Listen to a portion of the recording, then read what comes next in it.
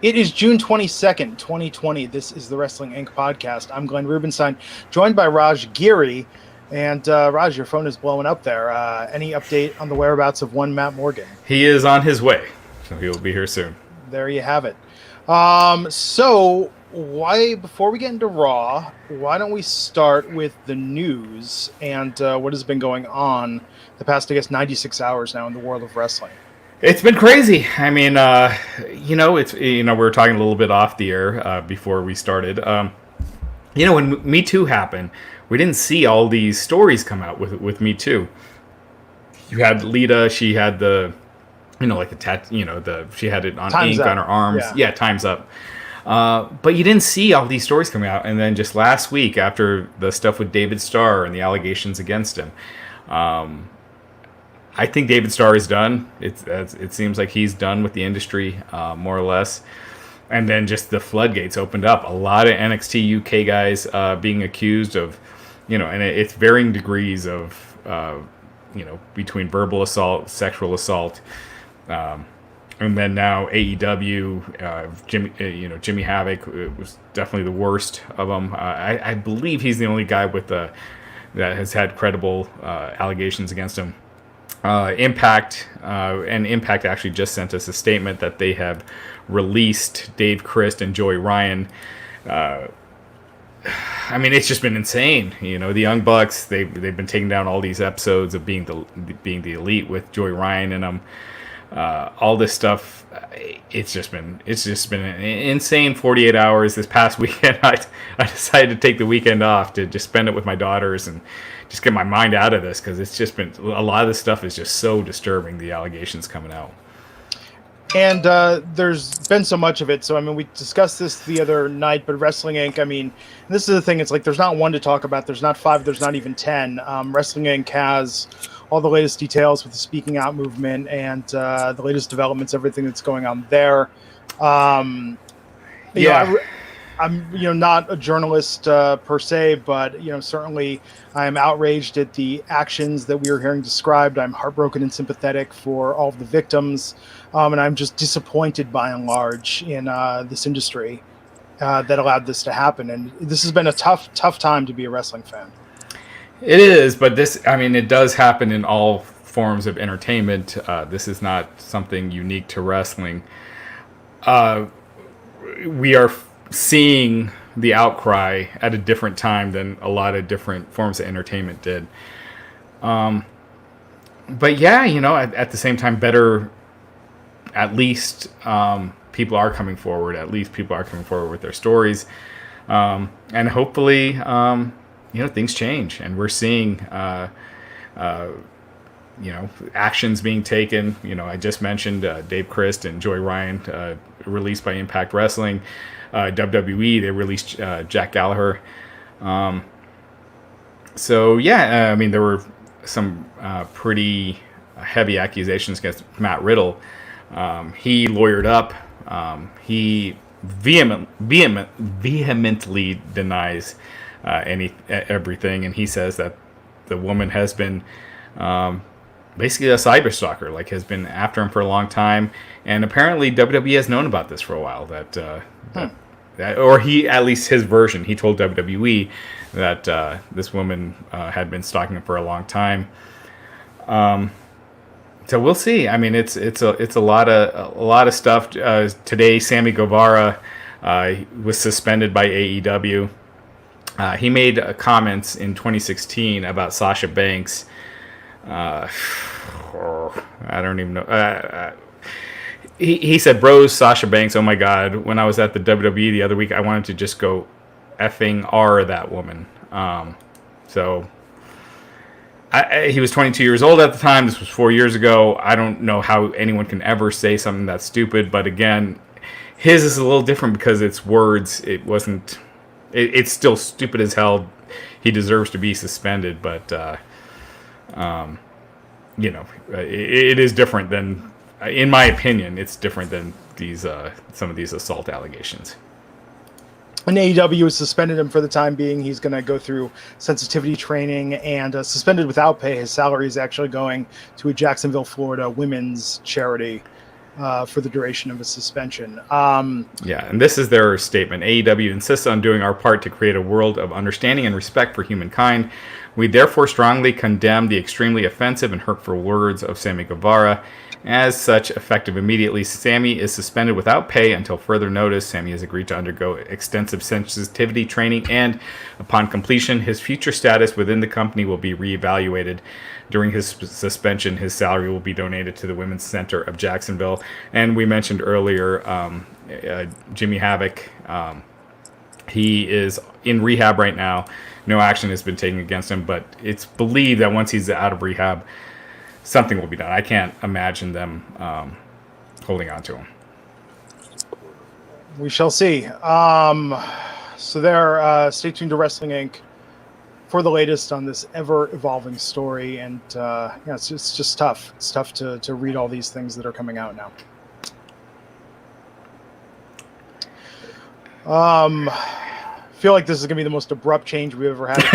I don't know how to transition from this. Matt, you there? Yeah, you ready to talk about Raw? Matt Morgan. Yeah, guys, go ahead. Yeah, if you can hear me, go ahead and start off. I'll be right there. Just go ahead. Okay, so Monday Night Raw tonight, this really felt like a Bruce Pritchard run show. It was fast-paced. No segment went on for too long. We got this really good teaser at the beginning of the show telling us everything that was going to happen tonight. The Champion Edition of Monday Night Raw. They really built up these matches. We were going to have Asuka versus Charlotte, the Street Profits versus the Viking Raiders, and just the women's tag team titles as well. So I think with this hype package going and opening up with Drew McIntyre coming out there, and then being interrupted by Dolph Ziggler, who is now announced he's on Raw from the SmackDown roster. So good for Mandy and Otis. Dolph Ziggler won't be trying to ruin that relationship anymore. Ziggler mentioned he and Robert Roode have been sent to Raw. They were the trade for AJ Styles, who went to SmackDown, and basically called his title shot for Extreme Rules, saying Dolph Ziggler versus Drew McIntyre at Extreme Rules for the WWE Championship. Nobody cares. How about that? Nobody cares. Dolph Ziggler versus Drew.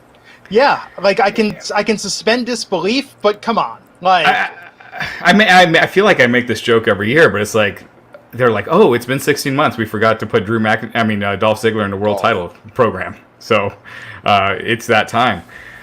Give him some wins before you're putting him in a world title picture. Have him, give him a few months where he's winning matches and not just a prelim guy. And they keep doing this.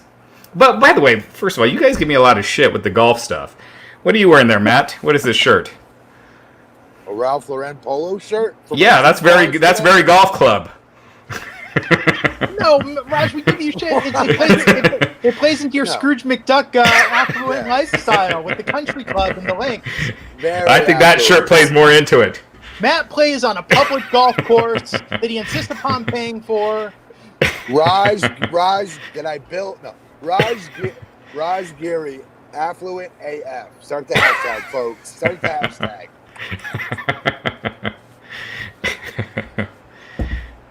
Look at that shirt. Anyway, we'll move on.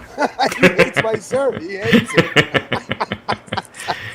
I think I have the same one, but just... So we're all very excited for Dolph Ziggler versus Drew McIntyre at Extreme Rules. Even 5 years ago, guys, and he's a friend of mine, Nick, but I get no joy out of saying this. We're all thinking it, right? When that happened tonight, wasn't everybody at once going, you've got to be kidding me, WWE? What Raj just said is true. Plus, this is like 10 years, 5 years past being even remotely believable that he deserves a title shot. Not because he's not good, but because WWE has screwed the pooch with him time and time and time again to make him a bona fide main event talent, which he should have been for many years, but they screwed it up. So he's not believable in any title situation for me anymore. Unless he's got a tag team partner, like him and Rude, I can kind of see as a tag team champion. That's about it. I agree. I mean, Dolph is ultra talented. We all know that. But with just the way they use him to just It's like when they had Braun Strowman against Miz and Morrison. No one thought Miz and Morrison were winning. It's like, why even just keep him off the card? Give him that pay-per-view off. It almost devalues the title more than it's helping the wrestler. It's hurting Drew. I feel it hurts Drew. Yeah.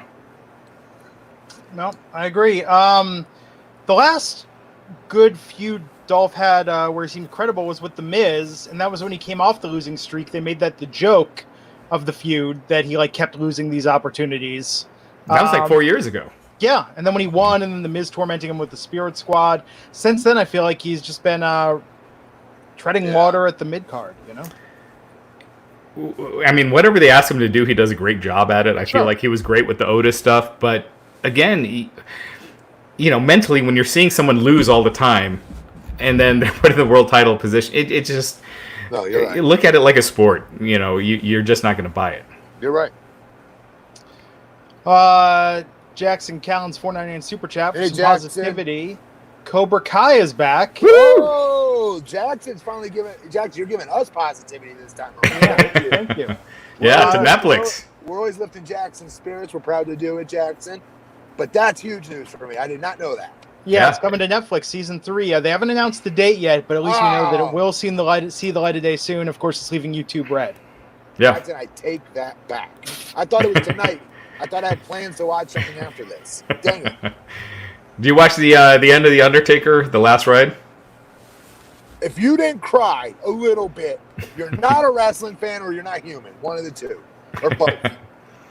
I haven't gotten a chance to finish yet, but I did hear that he basically said he's retired, but if Vince calls him, he'll do whatever he says. Dude, it was the ultimate. He's been searching for his great send-off. We all saw it in that Mania match versus AJ. We all said it. But this documentary was the perfect send-off. Watch the end of it, Raj. It was awesome. Yeah. The music, the montage of him, and then him just sitting out on this lake, going off into the sun. Dude, it was perfect. Dude, I cried. I thought it was awesome. I'm gonna watch it tonight. I love a lot of the outtakes they did from the old vignettes that he did, and a lot of the old footage. So I love this documentary. It was definitely a must see. Is the chat room calling me a wuss right now? Probably. Let's see. Nothing. About crying? Nothing too bad so far. We'll see. You have to see it, guys. You have to watch it. It's so good. So good. Yeah. Let's get a couple of these super chats. Leonza Duncan saying Dolph versus Seth, the IC title a couple years ago was good. Yes, I thought that brought Seth down. And the match, though, it did bring him down. And the matches itself are going to be good. Right. Which is a testament to Dolph. Because any false finish he's hitting somebody with, ain't nobody buying. So if you do buy it, it really means he's really good. Right? Yeah. Because we know he's not going to win the match. But that's how good he is. Right. But, dude, it did bring Seth down. Yeah. Pizza Claus saying, here's $5. Go buy yourself a mint julep at the Country Club Raj. I think he means Matt. Look at the shirts. What's in the Snapple bottle, Glenjamin? Moonshine, hoist as it were. Diet Peach Snapple. I drink this, and then sometimes I drink the Bret Michaels Troparaca Snapple. Ah. Yes. Very fancy. Toxic Prince saying Raw felt like SmackDown, which is good. And am I the only one who thinks Drew's title run is getting stale? No, are you kidding me, Toxic? No, you're not. I thought they did a good job with him until recent. Yeah. I agree. Justin Lopez saying this is just filler till we get Orton and Drew. And I think Orton Drew that's got to be the SummerSlam match. And this would probably have been Jinder if he didn't get hurt again. I agree. And then Carlos Oloya, $1.99, greetings from Colombia. Big fan of the blueprint. Yeah. What's up, Carlos? How are you, buddy? It's awesome. So Keith Robinson saying, if not Ziggler, who would you book instead? I think Lashley makes all the sense in the world. Again? Yeah, because that was a close match. He got distracted by Lana, so he's got the case for a rematch, right? Lana kind of cost him that match. So unless they're going to do Lashley and Drew at SummerSlam, which I don't think, I think I would pay John Cena all the money in the world to come back and put him over. Yeah. He needs a name to Yes. beat. Yeah. That's what it feels like. I agree with that. So we had Nia Jax come out, interrupted by R-Truth. Nia said she didn't have, wasn't in the mood for his stuff tonight. Kira Tozawa appeared behind the announcers. Like, this was so silly. She popped me with that, by the way, tonight. Yeah. Go ahead. Sorry. But Akira, like, his appearance there, chasing him away. I mean, he's leaning into this ninja thing, so, you know. Do what Gotta you're going go to with do. Yeah. It's something for him. It's something. It's a combination between like offensive, entertaining, and stupid, but it's something for him. You know, at least he's getting TV time, which he wasn't getting before, I guess. Yeah. It is what it is, man. So Charlotte Flair came out, and Nia cut a promo all about Charlotte and nepotism, which was interesting. And they ended up in a brawl. But did you guys think it was strange that there's Nia going on and on about nepotism to Charlotte, and at no point she, you know, doesn't say, why don't you go call your cousin and see what he thinks? I mean, it just seemed odd that they wouldn't give her that talking point. Because, the rest of us were thinking it, right? Yeah. I don't know if WWE wants people to know that Rock has influence in a weird way. Like, they always bring up the Flair stuff. They never bring up Rock, right? Like, with any of this stuff. So, I saw an interesting theory on Twitter. Maybe they're saving that for his daughter. I would hope so. It's his daughter. Yeah.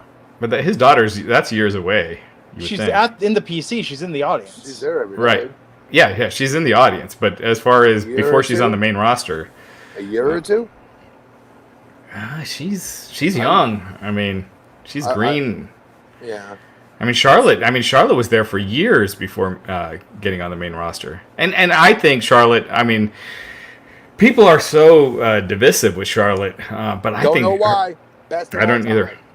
I think she's awesome. And I think her and Asuka, those are the two best women you have right now. Sorry. And they blew it. I thought they blew it tonight.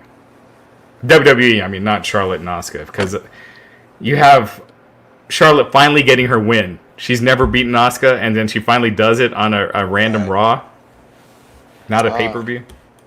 I like the match, though. Like, I was going to say... Oh, the match was great. An A, this match. Mm-hmm. Not that I've ever given letter grades, but I just did. Sorry. No stars? I don't know what I'm doing. Well, jeez, my monitor is flipping out. Hold on a second. So this got broken up. We saw backstage. This was kind of interesting. The Viking Raiders and the Street Profits together, being all buddy-buddy right before they had their tag team title match with the Street Profits retaining. I don't know. I give up on this. Can you guys... Yeah, I see Keith Robinson's chat. Yeah, you're frozen. Can you guys see me? You're frozen. Oh, no, you're frozen. Let me take you off and put you back on. Okay. Sure. While he's doing that, Justin Lopez, $10 super chat. I think Vince is going to ask Taker for one more match, and it'll be at Survivor Series for his 30th anniversary. It's a huge milestone. When does one make 30 years in the WWE? Okay, but he just got the ultimate swan song. Yeah. The ultimate send-off. I'm being so serious about this. I've never seen a better send-off. Not in wrestling.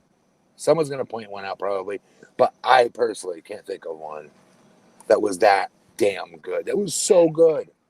And it erased the memory of the bad match with Roman and the stuff where he was showing his age. And what was awesome was they took us there. He allowed us to go there with him. The emotional ups and downs he went through and the mental anguish. There was one point where he was good finally. And then Michelle was the one's like, but it's AJ. You know you're going to have a great match versus AJ and like talking him into it. Do you know what I mean? Like, yeah, this was so well done. You guys have got to see this if you haven't seen it. I loved it. Anthony Y 499 pointing out the Taker's brother passed around when they filmed Mania. That had to be hard. Yeah. Absolutely. Michelle McCool also lost a nephew or a cousin, I believe, in a car accident. That same week. It was this series just was so damn good. Kudos to WWE on this and Taker for letting them go there. Dude, you can go on YouTube right now and watch like 1001. interviews with Undertaker on all these awesome shows, and the dude is loving it. You can see, which I like that for him. I'm happy for him. Yeah, it's interesting to see him doing more stuff out of character and talking about his process, because I think his character has been so protected and mysterious. Thank you for doing that. Like, Yeah. I cannot continue. It used to piss me off. It was like when everybody started liking the Dallas Cowboys, I used to get angry, right? Because that was my team and they sucked until they started winning Super Bowls. And you get kind of like, you're not a real Cowboys fan. You don't know who Danny White was, Tony Dorsett. You know Emmett Smith, but you're not. Yeah. Anyways, that's how I felt with Undertaker. That was my guy. It was Hulk Hogan first, Andre Giant, then Hogan, and then Taker. As I got older, Taker was my guy. So like when I got in WWE, I'd see like guys that weren't tall. They were just like 5'10" wrestlers and cruiserweights. Like just saying the Undertaker was a favorite wrestler, and I always like, that's not really your favorite wrestler. You're just saying that to be politically correct or because he's a locker room leader and he commands the most respect. You did not have his posters in his room like I did. You did not like worship the ground that this dude walked on like I did. Do you know what I mean? When you have something you really love and then it blows up and everybody likes it. That's how I felt with Undertaker. I didn't want to share him. In a way, he's like the KRS-One of wrestling. Like, do you know what I mean by that though? Am I the only person that's weird like that? No, I get it. I think he was your guy. Yeah. Right. And so this documentary series was awesome. Let's get enough. Pizzy Claus, $5, saying Otis needs to cash in on the winner of Drew and Randy at SummerSlam, then turn totally heel and start cheating on Mandy and acting way too cool for school. Acting too cool for school. Oh my gosh, him dumping Mandy, Jesus, that would be something. I feel like, baby, Otis belongs to the world now. Started bringing himself in the third person. Right, yes, a superstar. They should do that, actually. With him talking, that would be hilarious. That would be hilarious. Did you guys finish the Street Profits and Viking Raiders? No, we have not talked about that Yes, yet. we did. I gotta say this, like they've been building this for weeks, right? And it's just a throwaway match on Raw again. It's what did you think it was going to be? Like the Hart Foundation versus the Bulldogs? At least do it on pay-per-view. See, we got Extreme Rules coming up. Do it, you've had all this build. Make it feel like there's a payoff there. The build to me is more about some shenanigan backstage gimmick they do together than it is a match. Yeah, the fact that the four of them were together and had like a secret handshake they did together with all their fists in the air before the match really killed any heat. I think going into this. I just feel like this is why matches don't feel big anymore. Like between Charlotte and Asuka just throwing it away on Raw, that could have been a great storyline. Like doing video packages on how Asuka never beat Charlotte and making it a huge deal. Instead, you just threw it away and you got Asuka beating Charlotte on Raw. But we'll talk about that. Steve Marcuccioli, $1.99, saying Charlotte versus Tessa or Asuka versus Tessa. Which one if you had to pick? Charlotte versus Tessa. Charlotte because of their dads. Yeah, the Horseman story. Yes. Asuka versus Tessa would be great too. It's just there is a built-in storyline with Charlotte and Tessa. Terry Allen Jr., $5. Matt Hardy and Chris may be hard question, which alter their characters effectively throughout their careers. Chris who? Who's Chris? Chris Jericho. Oh. How'd you know that? I'm just guessing. I mean, who's altered their characters throughout? These are critical thinking skills, Matt. These are what they taught us. First of all, they've both done it effectively. If we're asking which one's better, Jericho, Jericho, 100%. Yeah. Jericho's a main event act. Matt Hardy, with this character, it works towards a segment of the audience, but it's not a main event act. He has a job. Yeah. T. Smitty, 3000, says when Taker gets inducted into the Hall of Fame, he should be the sole inductee like Andre in 93. And Matt, he wants to know, did Taker or what advice did Undertaker give you in particular? I had the worst luck ever. The guy, he was hurt both times I was up there on SmackDown. Oh, wow. Excuse me. Sorry. But he did come to an overseas tour that I was on, and he taught me his blow-up drill. He was actually showing the kids on NXT that drill on that show, the documentary yesterday. And it was just a way to hit the ropes and how you should always take pride in how you hit the ropes and the strides you use as a taller guy and how everybody's always looking at my footwork. And I remember telling him, like, dude, I'm like a two-sport athlete. Like, it's all American. Like, I think I passed the athlete test. I remember being like, no. Everybody's always looking at your footwork. I've had many All-Americans here that couldn't work a lick once they got inside a wrestling ring. It's all about your footwork.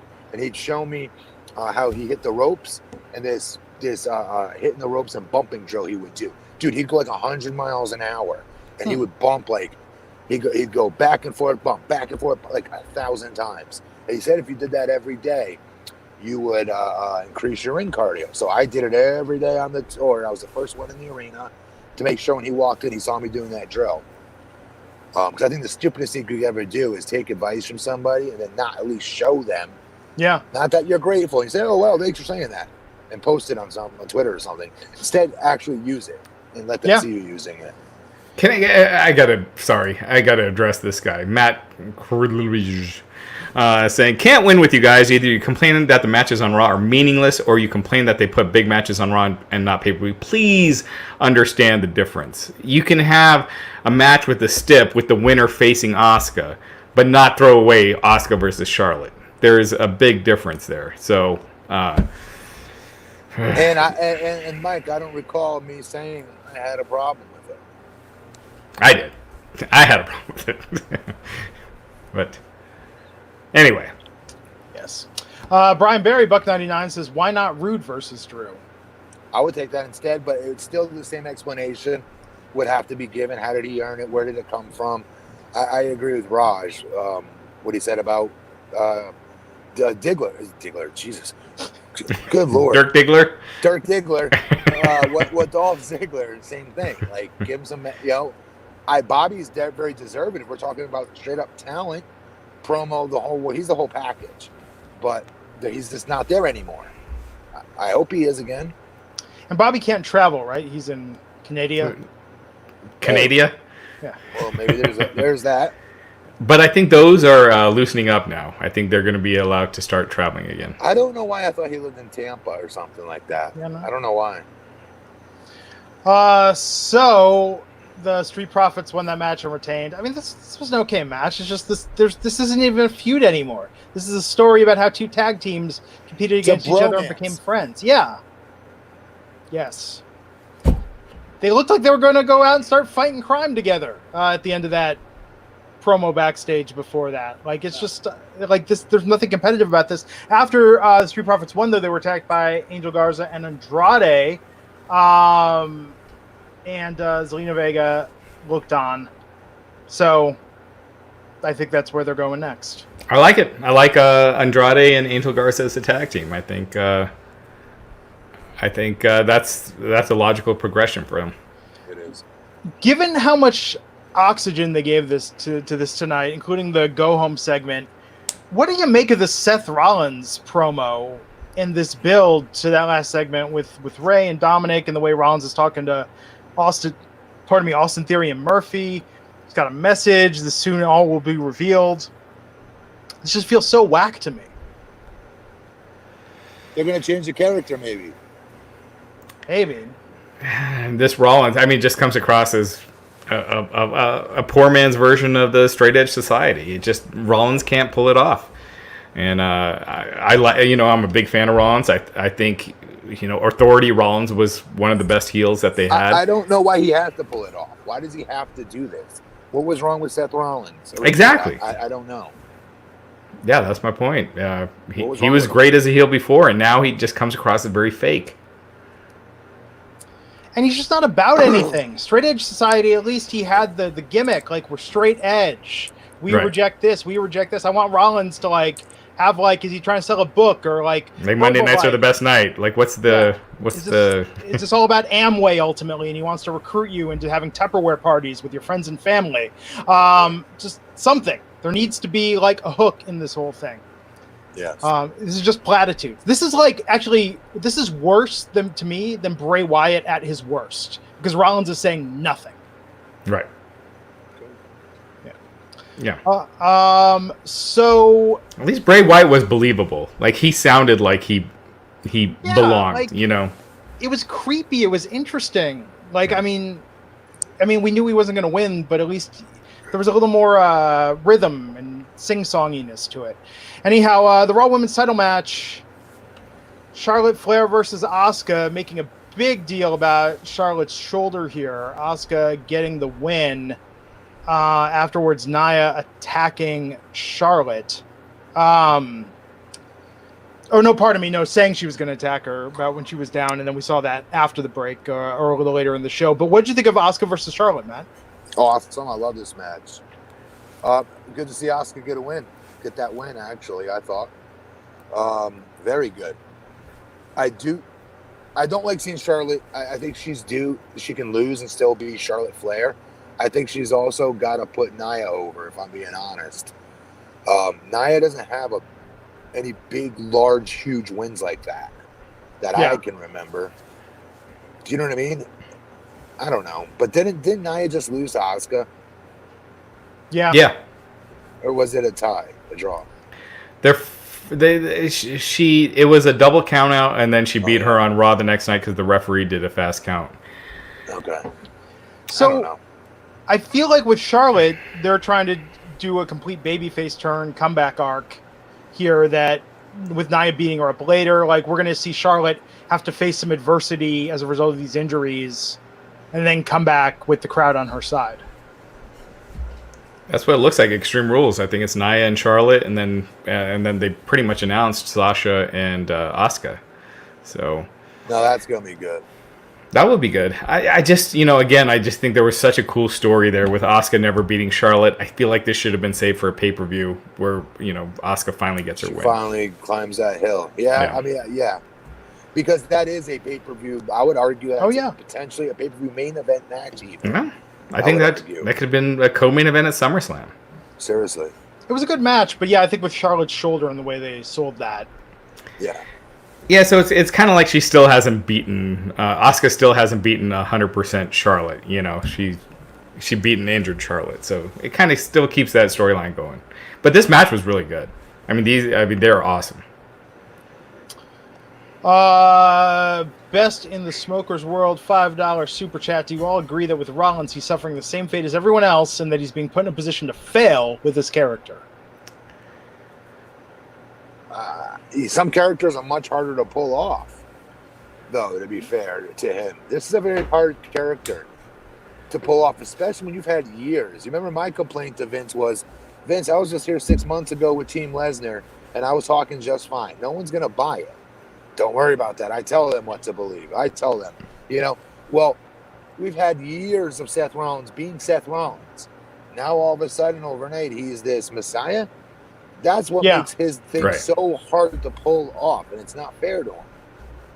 Yeah, there was nothing that transitioned him to make him turn that way. And you know what's going to sound crazy? I remember even telling Vince, can we say I got hit by a car? Anything. Something. A coconut fell on your head? I was really seriously, worried. I remember thinking, where does it come from? Oh, I have black hair and a black beard now.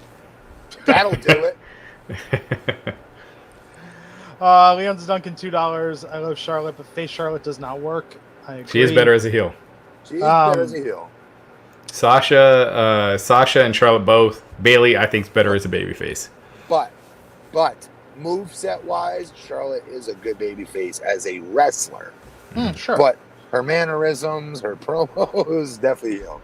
Yeah. So this Edge promo tonight, very intense, but where is this all going? I mean, Edge is out with injury, but he's talking about, Orton better get some sleep while he can, because is Edge going to catfish him or something? What's going to ruin his credit? What's Edge's plan if he can't wrestle him in the ring? Well, he just has catfish him. Well, he just had surgery, so that's 8 months out. Yeah, that's what I'm saying.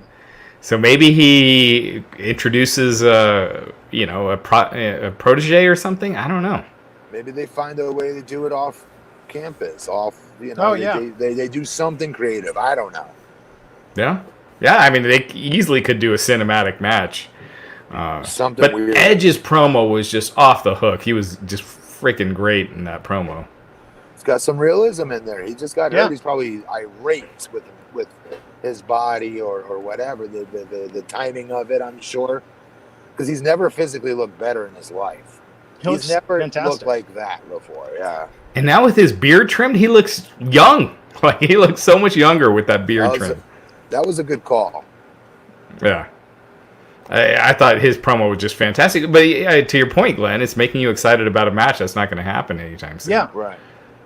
And then Orton responded, calling out Edge and Christian. But yeah, talking about when a snake feels cornered. I thought Orton was going to punt Ric Flair. Yeah. Yeah, me too. Yeah, I'm curious where this is going, just because they're going to have to get inventive with it now going forward. But Orton's promo, we got to say, that was a good promo. Yeah. Yeah. These guys are the best. Steve Marcuccioli, $1.99. Is Seth less of a star without Roman? I don't think it has anything to do with that. I think it's just a crappy character he's having to pull off. Yeah. It just comes across as contrived. Yeah. So, let's see. Charlotte was icing her shoulder down, and then Nia attacked her, hit her, injured her arm, hit her with the storage bin, taunted her with a woo, then left. So, yeah, they're really building this. Akira Tozawa versus R-Truth for the 24/7 title. Bobby Lashley was out there with MVP. Lashley manhandling Truth with full Nelson. When Truth was down, Akira Tozawa pinned and got the win. So the ninjas are not going anywhere on the show. The Giant Ninja. It's a win. Yeah. The Giant Ninja disappeared. They didn't do anything with him this week. Yeah. Liv Morgan versus Natalya. That guy's gonna DM me about this, asking if Liv's being buried because Natalya won this match. She is being buried. I don't get it. I don't know. Is that just because she was like maybe a Paul Heyman project and? Oh, maybe. I think so. Their way of saying, "Ha ha ha, you're not our you know, I mean, like that's the stupidest thing ever. By the way, if that's the truth. It you is. Don't do that with talents, especially one that, God forbid, could get over. Like, they're no longer in the business of talents getting over. They're really not. They play these games, you know what I mean? And this feels like it's one of those stupid games they play. I don't get it, too, because she seems like she would check all the boxes that Vince would like, you know? Vince would like. She does, so I don't get it either. Yeah. And they teased her later in the show with Ruby Riott, so maybe the Riott Squad getting back together. Maybe the two of them as a tag team. I don't see that as an ascension for Liv Morgan, though. I hope she does something better than that. She's better than that. Well, her singles career hasn't been going great. It's not her fault. It's their fault.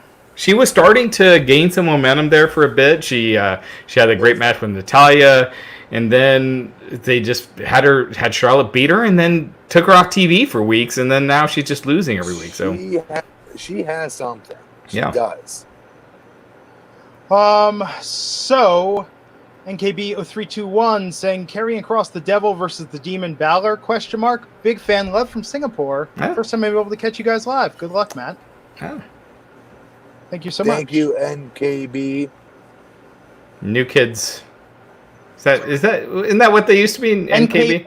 NKOTB. NKOTB. Oh, okay, all right. I'm an old man. How dare you, get it wrong and disparage. Menudo was my group. Disparage Danny, Donnie, Joey, Jordan, and John. Wait, which lineup of Menudo? I'm just kidding. I don't know who they are. Oh, because I'll talk Menudo with you. I don't even think I can name a Menudo song. But. What about the one on Silver Spoons they did when Ricky got them to play his birthday party to impress that girl? I did not even know that. Yes. Big episode of Silver Spoons. Anyhow, Amin Just Seem, $5. Hi, Matt. Wondering whose promos you used to study as a wrestler before wrestling. Also, Andrade versus McIntyre was great in NXT. They could do that again. People at first we. We'll never know. So, with Silver Spoons, you remember Alfonso Ribeiro was on that show? Oh, yes, I do. Did you ever hear that rumor that he had died doing the next spin? Doing the... Oh, no. Oh, that was, as a kid, I thought he had died because doing the breakdancing move. The next spin, not what Booker T would do with the back, but on the neck. Yeah. And then when Fresh Prince of Bel-Air came out, I was like, oh my God, he's alive. Anyway. I was trying to find his guide to breakdancing that you could order, where it came with like a foot chart to tell you where to put your feet, and there was a record with all the coolest breakdancing songs. I could still do the moonwalk. I learned it from Alfonso. Well, there you go. I've never been able to break dance successfully. I would get down the ground and try and do a dolphin dive. Also, I thought that you could just sort of do it, so I would try to do like the windmill kick. Like, hopefully there's no footage of me at like 7 years old trying to break dance on cardboard at the Oakland Alameda Boys and Girls Club. You know? It'd be highly embarrassing. Let's see, 5 tangents so far. That's better than usual. Draw saying the headspin. Thank you, Draw. That's what I meant, the headspin. Yes. Here, James, a controversial statement here. Punky Brewster greater than Silver Spoons. Different strokes, better than both, in my opinion. Absolutely. I rewatched, we were talking about the other day, the Punky Brewster episode where they were playing hide and go seek, and Cherry hid in the refrigerator that was started. Yeah. Passed out, and CPR was a whole thing. So Punky Brewster's streaming on Peacock in advance of the new reboot they're doing, and that has not aged well at all. Wasn't there a freaky one where they went to Hawaii and there was a freaky idol? Or maybe that was the Brady Bunch. That was like the a Brady Bunch, like 2 or 3-parter. Right. Brady Bunch always opened their season with the multi-part episodes, like where they went to the Grand Canyon that time. Yeah. They rode the donkeys down. Yes. Well, I guess let's keep going until Matt, and we'll just... By the way, waiting for update after Friday's show, Justin LeBar vowed that he's going to get Jaleel White to do a Family Matters podcast with him where they go episode by episode. So stay tuned for more news on that. We also learned that Matt Morgan, not a fan of the Family Matters. Oh, really? Yeah, I was kind of surprised. I mean, Winslow. How can you not be a fan of Winslow? I know. You know what's weird is I was watching a movie called Plainclothes over the weekend. Came out in 1988. It's about like a police detective that's 30 years old that goes undercover in high school. But in the very beginning, he's in the precinct, and Carl Winslow was Reginald Bell Johnson was a cop again. So we got that. We got Die Hard. He played a lot of police officers. Isn't Urkel in the Big Show's show? Is he? I think so. I think he's in the Big Show on Netflix. Bad News Brown is asking, did I have Michael Jackson's glove too? I did. Think everybody owned that. I did. Everybody owned that. That was huge. Mm-hmm. It's a huge deal. You look at my Twitter. We bedazzled a guitar, my daughter's old guitar. They have their own now, but their old guitar, we bedazzled it Tay-Tay style. It's pretty badass. So you guys got to check it out on my Twitter, Raj Giri _303. There you go. Anthony Y499 saying, I know this is random, but you guys should watch Woods and Breeze and Adam Cole and Cesaro playing Uno on Up Up Down Down YouTube channel. Check that out. Pure entertainment. I used to be an Uno genius. Now, is the point of Uno that you're trying to get it down to only having one card left, and that's why it's called Uno? Yeah, and you got you're trying to get to 0, but you have to make sure to say Uno when you're down to one card. Interesting. I've never actually played Uno before. Kind of passed me by. So Natalia won over Liv Morgan. Speaking of the Big Show, he was backstage with Charlie Caruso and plugging the Big Show on Netflix. The Big Show has looked the same for like the last 15 years. Well, because he's always looked middle-aged. And I don't mean that. Kind of like Arn Anderson. Yeah. There are some people that never looked young. Yeah. It's just their thing. Well, in WCW, he looked young there for a couple of years, and then he looked middle-aged the rest of his tenure. Which has got to be kind of weird, right? I mean, you think as a teenager, you'd be like, "Oh, I could buy alcohol and lottery tickets," but probably as you get older, you know. Oh. Yeah. Some people in the chat are trying to think that they could take me in Uno. No way, guys. It's not happening. Oh, Eddie Omang, $1.99. Do you think Finn will get called back up? Well, we learned why Finn's been a little distant or not seen as much lately. His father beat COVID-19. Yeah. We learned recently. Congrats to Finn. Absolutely. And his dad went through a lot of stuff over last year, and COVID, the most recent. But yeah. So, what next? They announced Ziggler versus McIntyre for Extreme Rules. Ric Flair was out there in the ring praising Randy Orton. Big Show enters. It was weird they're kind of reviving this legend killer idea against Big Show. Yeah, I think that's going to be the match at Extreme Rules, Big Show and Randy Orton. You guys hear me okay? Yeah. It's just a way to steal a pay-per-view with Big Show. It's good use of them for something happening on the fly with Orton's original opponent, getting put on the shelf with an injury. Real quick, to answer that fan's question. Oh, yeah. I'd watch promos of Jim Cornette, Jerry Lawler, Ric Flair, obviously. The Rock was still in his prime at the time. But really, it was more about me and my own bathroom sink mirror every morning, working on creating a promo that I could cut on everybody on the current roster at the time. So I had one for everybody. So if I ever had a dark match and they bring me back in the promo room, you couldn't stump me with somebody not to cut a promo. I had them for everybody. There you go. And we've seen it on this show a bunch of times in the past, Matt. You're like you're like B Rabbit from 8 Mile. Like you just give a topic and you just go off. Thanks, brother. So women's tag team title match: the Iconics versus Sasha Banks and Bayley. Not super competitive. Royce tapped out of the bank statement for Sasha Banks and Bayley to win and retain their titles. The big news was after, where they made it seem like it was going to be the lamest way ever to get a title match between Banks and Bayley at Extreme Rules. Sasha saying, I'm thinking I want to go with the title. And then the swerve was that she's going to challenge Asuka for the Raw Women's title at Extreme Rules. Asuka came out and, the match is set. I will reserve my burial of caring about Sasha versus Bayley if Sasha is the champion, Bayley's the women's other champion. That for me would infuse a lot into that feud. I would care. That would be huge. You know what someone mentioned on my Twitter was Sasha winning and Bayley's the champ, and they're the two-man power trip like Triple H and Steve Austin back in the day, where they're just running roughshine, and then eventually it comes down to the two of them. I think, again, I'm giving them too much credit, but I think that would be pretty cool. The chat room is outraged now, Raj, about this revelation tonight. I'll just ask this before I recap it from Matt. Matt, you a big fan of the card game Uno? You play that much growing up? Yeah. Never played it. I never played it before. What? The chat room saying this is like worse than Raj and the Goonies. It's not worse than Goonies, chat room.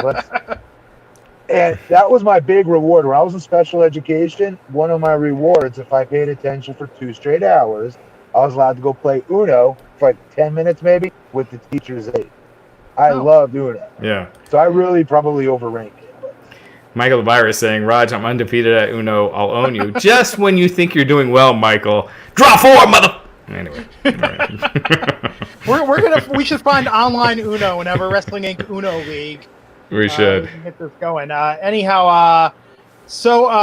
attacked Asuka. I don't think they made the match official, but it looks like that's where they're going for Extreme Rules. And I think Asuka versus Sasha Banks will be fantastic. It will be.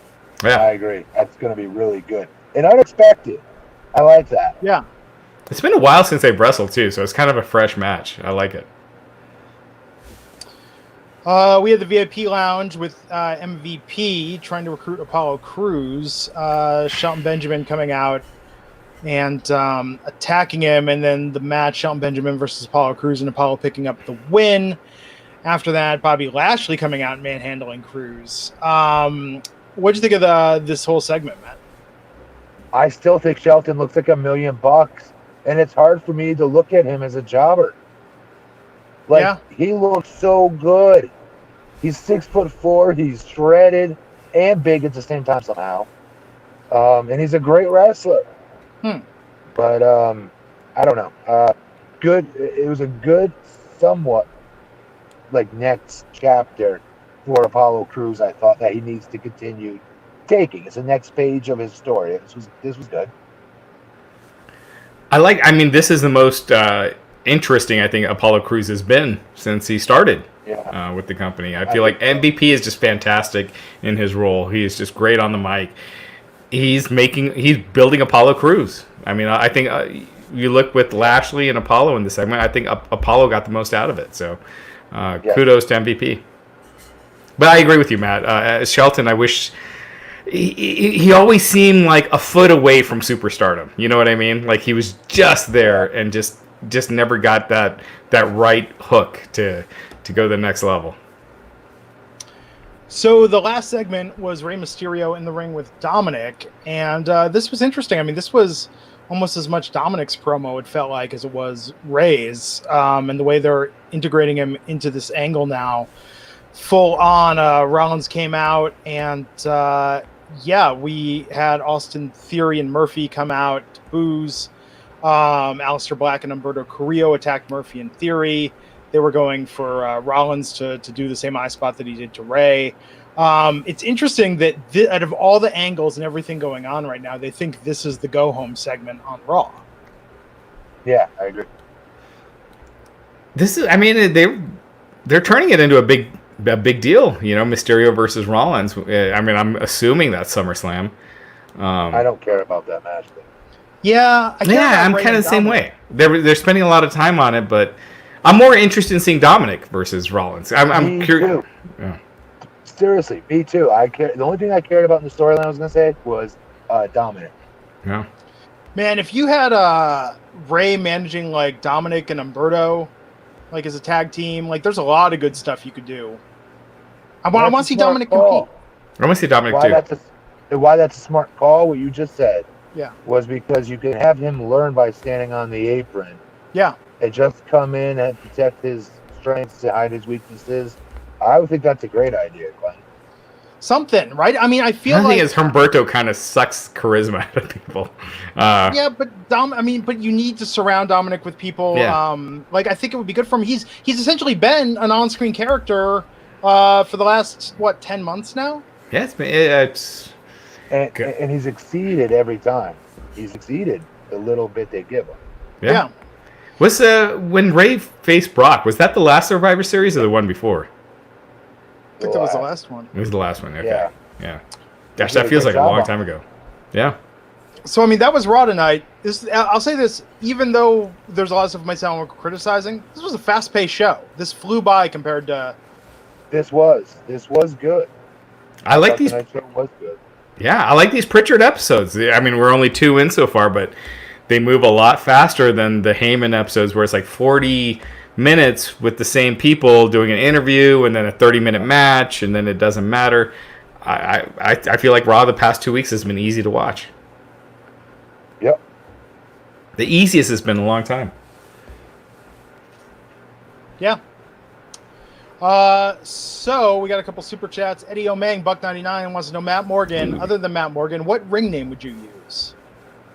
If you weren't allowed to use your ring. That was no, the Revolting Blob. Mass Marauder, that was the Miller Lite commercial. You remember that? Yeah. I don't know where I got that from, but I used to hate my name, just like we all hate our voices too in real life. I hated my name. So thank God I was in an era where we got to keep our real names and then go make money not having to change. Yeah. Afterwards. Oh, I was thinking it was in Learning the Ropes. It was the Masked Maniac. That's what I was thinking about. And Steve Williams doubled for Lyle Alzado. I always thought Lyle Alzado did the wrestling in that. Shocked to learn that Steve Williams did that instead.